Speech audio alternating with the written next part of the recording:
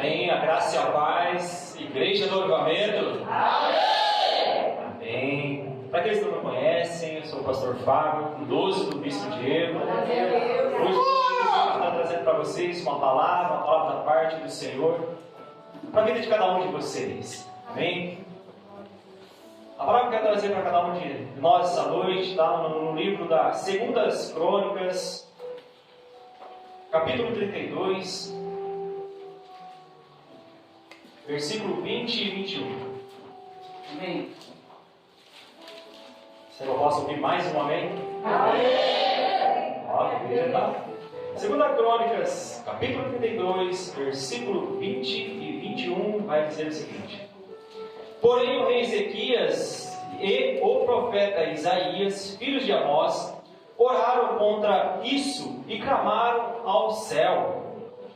Então o Senhor enviou o anjo que destruiu a todos os homens valentes, os príncipes e os chefes do arraial do rei da Síria, o qual, envergonhado, voltou para sua terra, onde, entrando na casa de seu Deus, alguns dos seus próprios filhos o mataram ali à espada.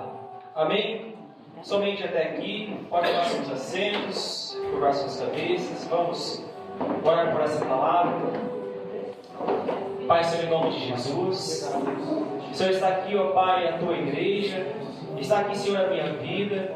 Primeiramente, Pai, a tua igreja para aqui para receber, que o Senhor venha abrir os olhos espirituais, ouvidos espirituais, que o Senhor já possa acampar os teus anjos aqui, a volta da tua igreja, a volta, Senhor, de cada intercessor, para que a tua palavra venha a ser pregada e venha a ser frutificada no momento e no tempo certo. E assim também, Senhor, venha usar a minha vida como base em tuas mãos, para estar trazendo, Senhor, essa palavra para a tua igreja. Me diminua, Senhor, para que o Senhor venha crescer e que venha ser feita a tua vontade e o teu querer, em nome de Jesus. Amém.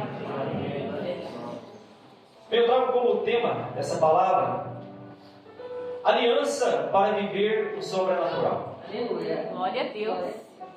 Aliança que nós precisamos ter com Deus e aliança que nós precisamos ter com os irmãos também, com a igreja também. A gente vê nessa passagem aqui falar de um problema.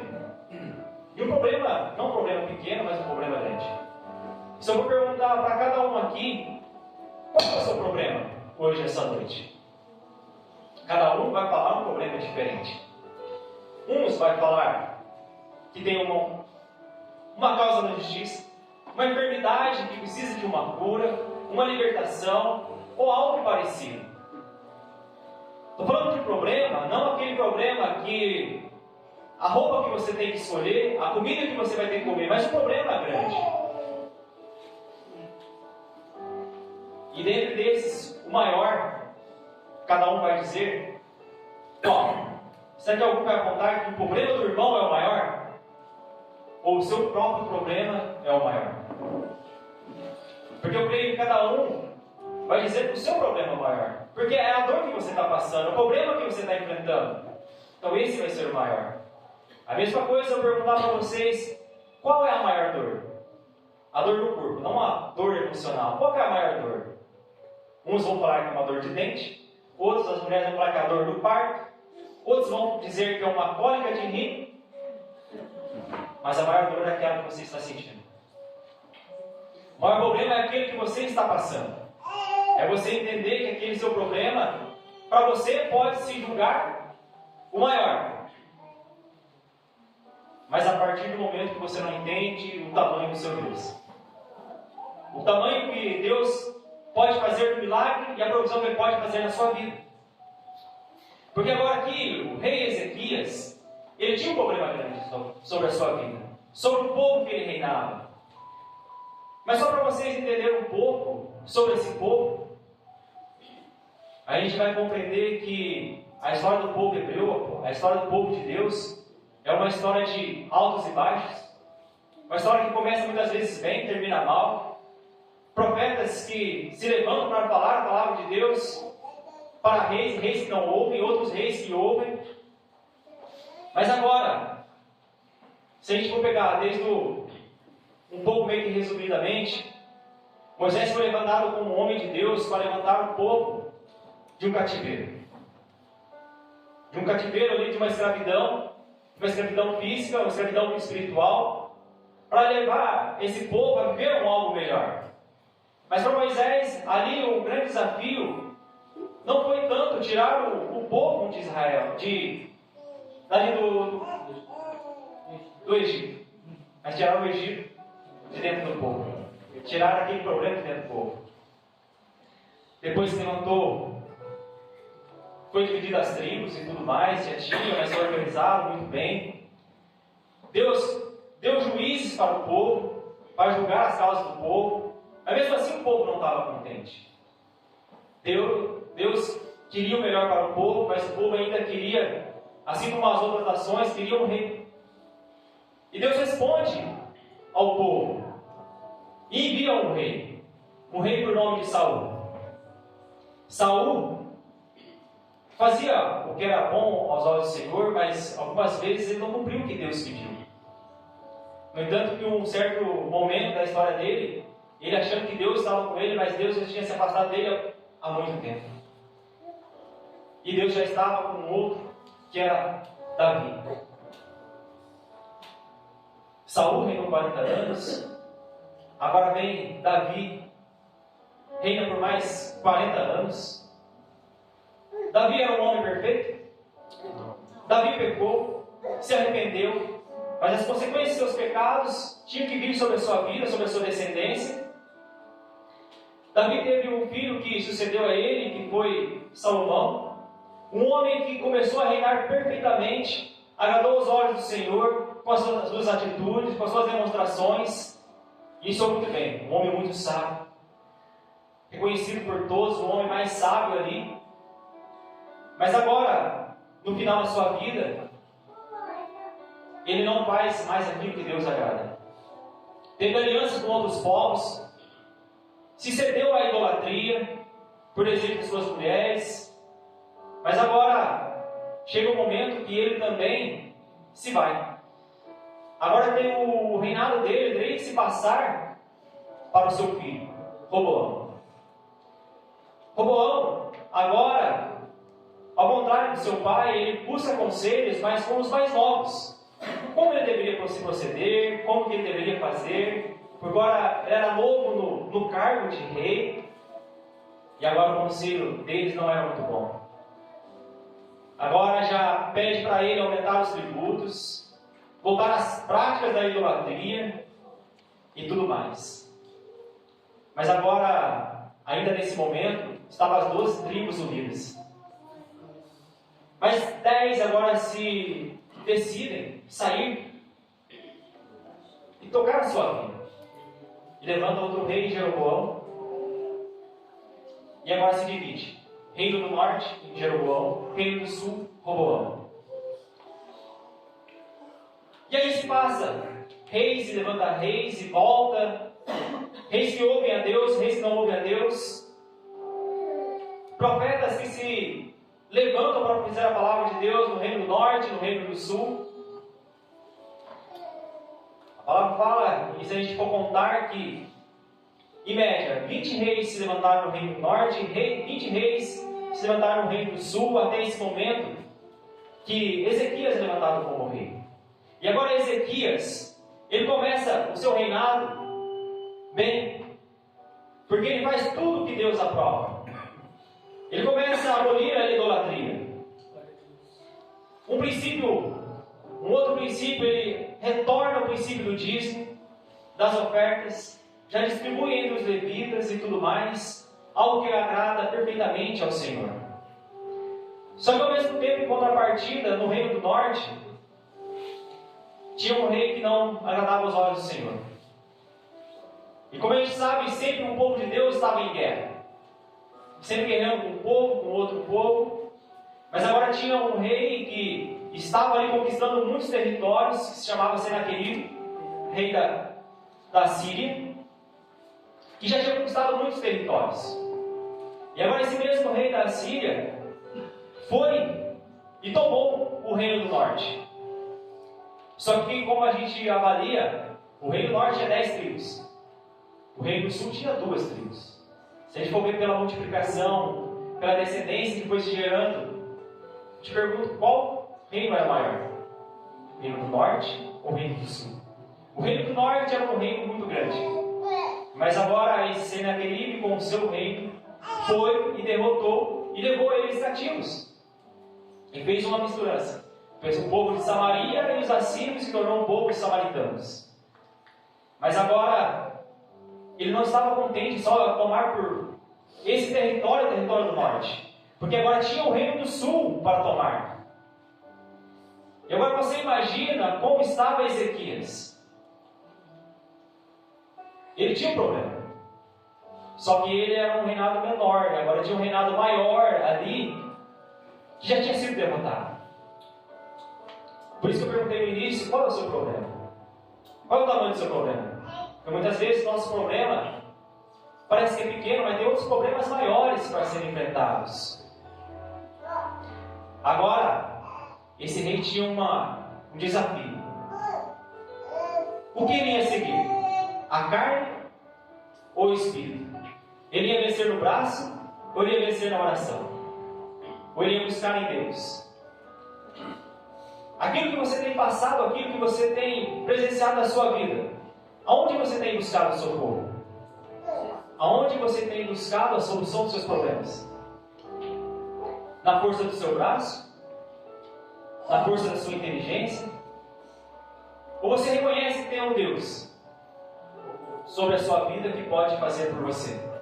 Aleluia, glória a Deus. É essa a questão que agora Ezequias tinha que decidir. Porque agora tinha um problema grande sobre a sua vida. Enfrentar um reino que estava com muitas alianças. O problema que muitas vezes nós passamos, em último caso, procuramos no Senhor. Em último caso, procuramos em Deus. Eu costumo dizer que muitas vezes nós buscamos a direção da parte de Deus para problemas grandes. Muitas vezes até em problemas pequenos, em causas pequenas, nós temos que buscar a direção de Deus. Muitas vezes a gente acha que é tão óbvio, não precisa da direção de Deus. Eu vi uma experiência que dessa maneira, porque uma decisão que eu teria que tomar, mas só que era algo tão óbvio. Não precisa da direção de Deus, porque é óbvio que Deus está no negócio.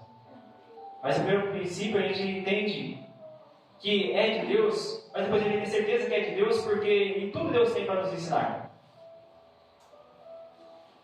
E nessa decisão que eu tomei, eu tive que reconhecer que muitas vezes nós devemos saber com que pessoas nós nos aliançamos. Nós nos aliançamos com pessoas que têm o mesmo propósito que nós, vivemos a mesma verdade que nós, vivem a mesma palavra que nós. É a mesma coisa que você discutir com uma pessoa sobre assuntos, muitas vezes, teológicos, muitas vezes que você tem um entendimento de algo, com pessoas que não vivem a mesma palavra que você, não têm o mesmo conhecimento de Deus que com você. Não adianta você discutir com uma pessoa que não conhece a Deus verdadeiramente como você conhece.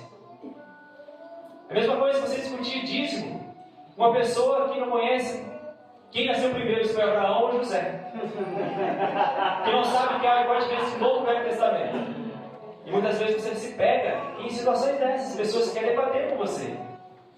E agora eu te pergunto, você vai perder tempo em discutir com pessoas desse tipo? Pessoas que não têm o mesmo propósito que você, não têm a mesma aliança que você tem com Deus, não têm a mesma experiência que você tem com Deus. Por isso, muitas vezes nós não devemos andar ou sentar na roda dos escarnecedores.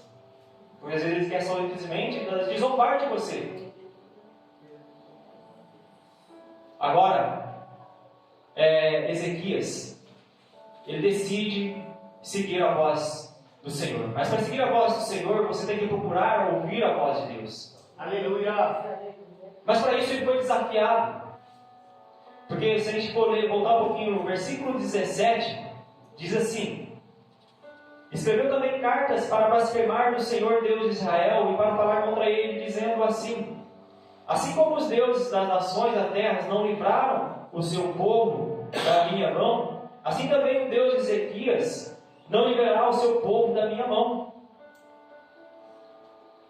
Eles mandaram mensagem para Ezequias, para dizer para ele: mas eu venci tantos reinos. Agora eu te pergunto, se nem os deuses deles o livraram, quem dirá o seu? Se nem Deus livrou o reino do norte das minhas mãos, quem dirá agora Deus vai livrar você das minhas mãos? Agora, Senaqueribe estava querendo dizer, estava com uma simples estratégia: eu vou ganhar ele no grito, eu vou tentar ganhar ele na pressão psicológica.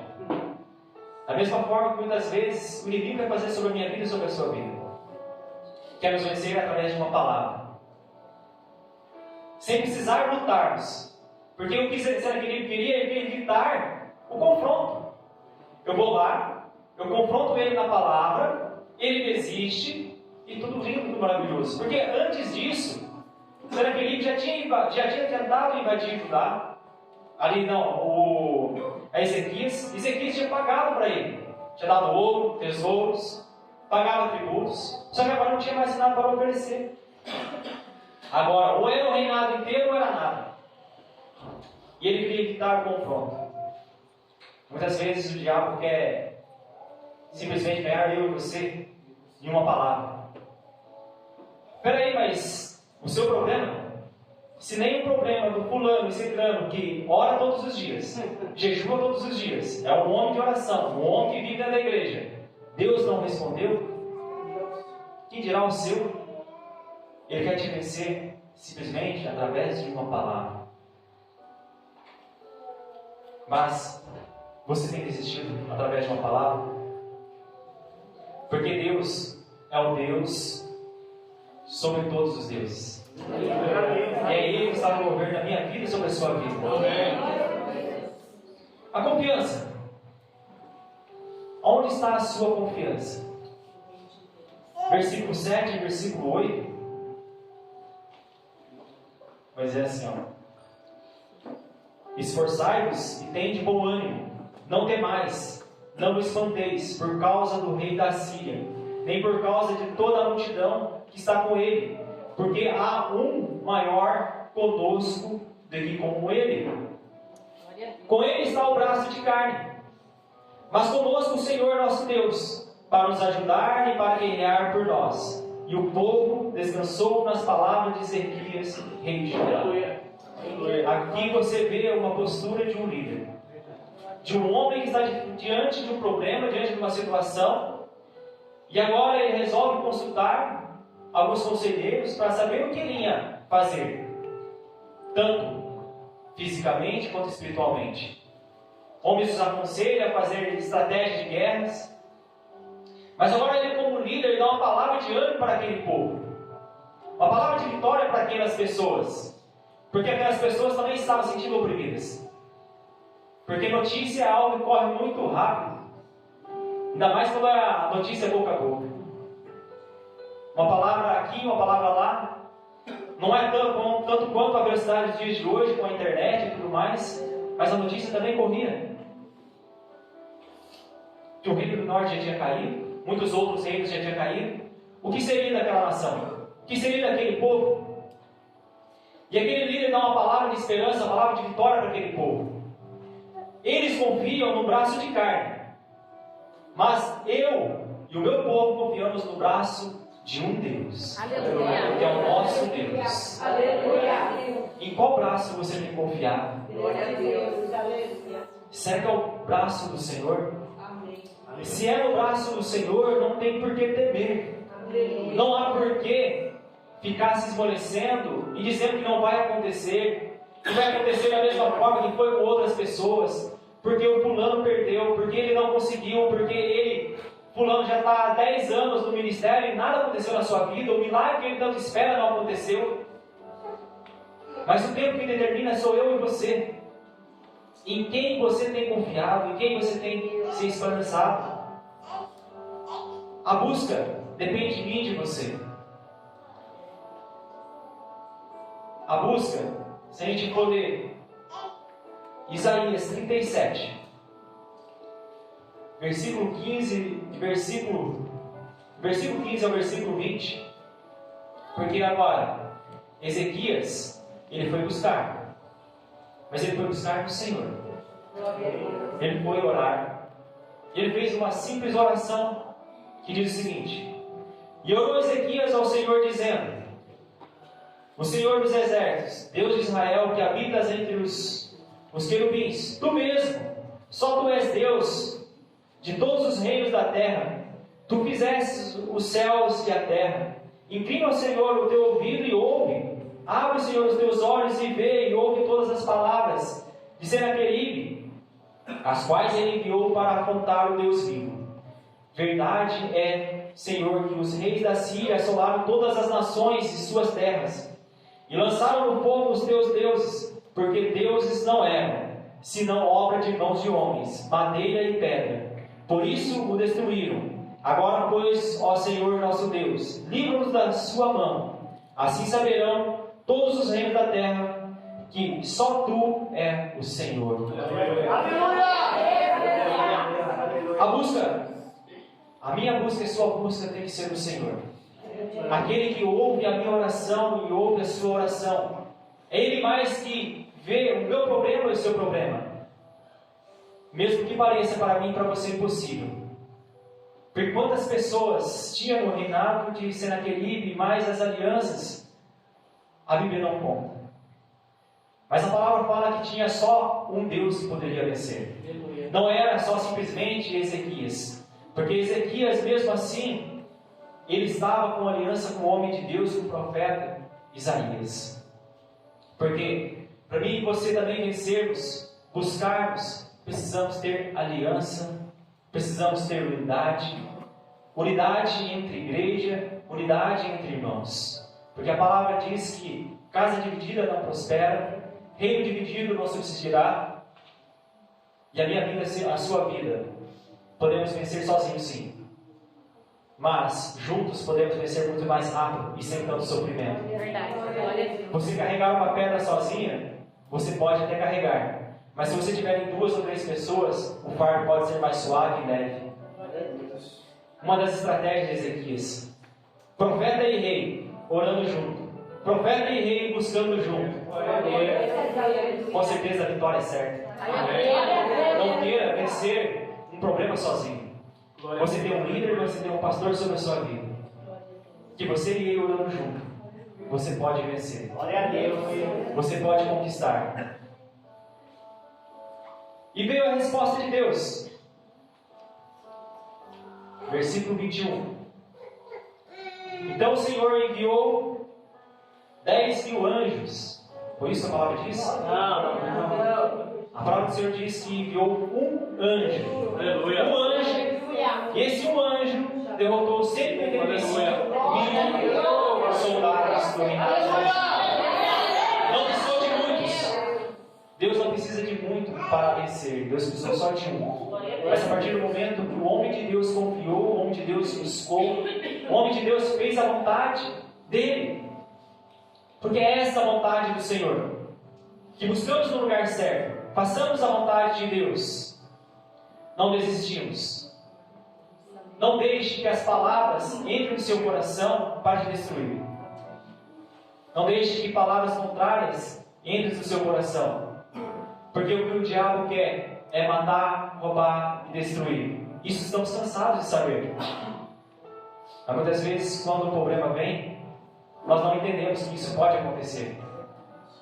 Porque uma ovelha sozinha é presa fácil para o inimigo. Mas uma ovelha em grupo se torna algo difícil para ser derrotado. Você no mundo lá fora sozinho, você pode ser presa fácil para o diabo. Mas você dentro de um ministério, dentro de uma igreja, dentro de uma célula, é mais difícil você ser pego. Porque a igreja junto ela ora, a igreja junto ela jejua. Mas você pode parar e perguntar: mas eu posso orar junto? Sim, mas eu também posso orar sozinho na minha casa. Eu posso jejuar sozinho dentro da minha casa. Pode sim, você pode conquistar sim. Mas você junto, você pode conquistar mais rápido. O seu fardo pode ser mais leve e suave. Qual o destino que você quer para a sua vida?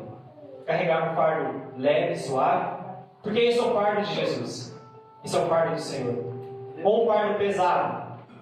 Você quer ter uma vida de escravidão sobre a sua vida? A decisão é minha, é sua. Mas você tem que saber entender que o mesmo Deus que derrotou 185 homens com apenas 185 mil, com apenas um anjo, é o mesmo Deus que pode enviar um anjo e entregar aquilo que você quer nas suas mãos. Não vai ser por força, nem por violência. Não vai ser por números. Mas vai ser por busca, por confiança. E você entender em quem você tem buscado. Resposta de Deus, Deus tem para todos nós. Vitória, Deus tem para todos nós. Não é só para o irmão da direita e para o irmão da esquerda que Deus tem vitória. É para você, é para mim. Aleluia. Não importa o tempo, não importa o momento. Porque o Senhor tem grandes coisas para a minha vida e sobre a sua vida. Essa noite pode ser um diferencial para a sua vida. Porque se você até aqui chegou com um simples pensamento que sozinho você poderia conquistar, com a sua luta você achando que é grande, com o seu problema achando que é grande, sabe que você, primeiramente você se unindo com o corpo, que é a igreja, você se unindo ao Deus, você pode conseguir. Eu sei que vocês colocassem de pé. Aleluia. Glória a Deus. Porque muitas vezes o nosso problema não é só um problema. Porque nós temos a mania de potencializar o nosso problema. O problema que é grande, não buscando o tempo certo, no momento certo, criando algo dentro de nós e o problema indo crescendo, mas é só dentro de mim e dentro de você. Porque nós esquecemos que há um Deus que tudo pode, que tudo cremos. Porque assim como foi um dia com Ezequias, que passou por dentro da sua cabeça, mas o que será de mim? O que será desse povo? Porque olhando pelos olhos carnais, a derrota é certa, o fracasso vai ser certo. Mas ele se lembrou, porque ele vivenciava a palavra de Deus, porque ele vivia segundo os princípios de Deus, que existia um Deus e existe um Deus até os dias de hoje. Um Deus que não vence pela força do braço, um Deus que não vence pela inteligência, mas ele vence pela sabedoria de Deus. Desafiado você vai ser todos os momentos, todos os instantes. Porque você tem que demonstrar sua confiança. Em quem você tem confiado? Em quem você tem buscado? A quem você tem orado? Será que é o mesmo Deus de Ezequias? Será que é o mesmo Deus que enviou Jesus na terra, pagar um preço pela minha vida e pela sua vida? Ao mesmo Deus que está aqui essa noite? A quem você tem buscado? Com quem você tem se aliançado? Você tem se aliançado com pessoas que professam a mesma fé que você, que têm a mesma intimidade com você? Ou você tem se aliançado com pessoas que vivem pela carne, que não buscam nada de Deus, que simplesmente fazem por fazer? Olhe para quem está do seu lado, mas seja um diferencial na vida dessas pessoas. Se a sua volta tem pessoas que não professam a mesma fé que você tem que ser uma Bíblia ambulante. Você tem que ser a palavra viva para a vida dessas pessoas, para que eles possam crer que há resposta da parte de Deus. Da mesma maneira que eu e você temos que buscar a resposta do Senhor. Pode ser que essa noite seja o momento de você buscar a resposta, assim como Ezequias buscou a resposta do Senhor, primeiramente em oração. Porque a oração é a chave da minha vitória e da sua vitória. Como está a sua intimidade com Deus? Como está a sua busca com o Senhor? Você pode começar a mostrar para o Senhor aquilo que você tem buscado. Pode ser em palavras, pode ser em pensamentos. O importante é você levar a sua mente ao Senhor e entregar a Ele aquilo que é grande para você, aquilo que para você não tem jeito. Porque para você não tem jeito mesmo. Porque para Deus tem. Para o Senhor, para Deus, o Deus de Abraão, o Deus de Jacó, de Isaac, o mesmo Deus que está aqui essa noite, para Ele tem jeito para a minha vida e para a sua vida. Porque assim clamamos ao Senhor. Pai, Senhor, em nome de Jesus, Senhor, a tua igreja, Senhor, clama e busca ao Senhor. Senhor. E veio, Senhor, a problemas que não vêm soluções. Mas o Senhor é um Deus que abre portas aonde não há porta, abre caminhos para onde não tem. É o Senhor que ouve orações, que ouve gemidos, que vê lágrimas caindo. O Senhor que responde a todo o povo que o busca e adora em espírito e em verdade. Senhor, que essa noite o Senhor venha buscar aqueles que te buscam em espírito e em verdade, aqueles que clamam ao Senhor, aqueles que não desprezam a tua palavra, aqueles que não desprezam, Senhor, a aliança que o Senhor tem com cada um deles, que o Senhor fez através de Jesus na cruz. Senhor, que a vida toda a tua igreja venha vivenciar de milagres, prodígios e maravilhas. Não importa, Senhor, o público, mas importa é o que o Senhor tem para fazer. Não importa se é um exército inteiro, não importa que o Senhor envia um anjo apenas para destruir aquilo que aos olhos carnais é impossível.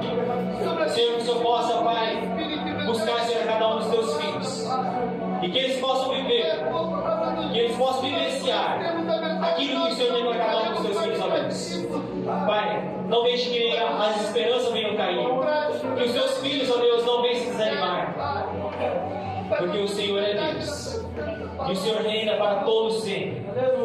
Mesmo o mundo lá fora não crendo, mas eu e a tua igreja cremos que há um Deus dos